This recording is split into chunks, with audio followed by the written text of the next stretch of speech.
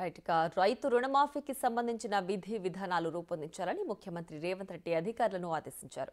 రుణమాఫీ ఇతర అంశాలపై వ్యవసాయ సహకార శాఖ అధికారులతో సోమవారం సమీక్ష నిర్వహించారు.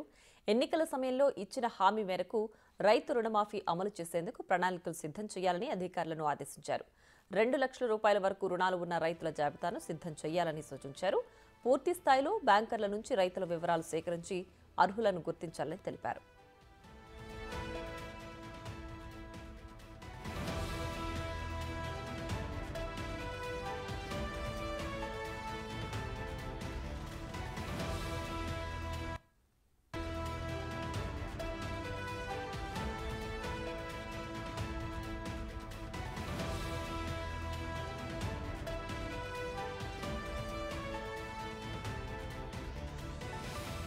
కట్ ఆఫ్ డేట్ విషయంలో సమస్యలు తలెత్తకుండా జాగ్రత్తలు తీసుకోవాలని సీఎం అధికారులకు సూచించారు. కేవలం బ్యాంకుల నుంచే కాకుండా సీఏపీఎస్ నుంచి పంట రుణాలు తీసుకున్న రైతుల వివరాలను అందుబాటులో ఉంచాలని చెప్పారు.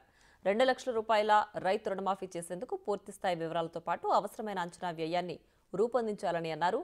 విధి విధానాలను రూపొందించి స్పష్టమైన ప్రణాళికతో రావాలని ముఖ్యమంత్రి అధికారులను ఆదేశించారు. ఎట్టి పరిస్థితుల్లో ఆగస్టు 15లోగా పంట రుణమాఫీ చేసి తీరాలని తేల్చి చెప్పారు.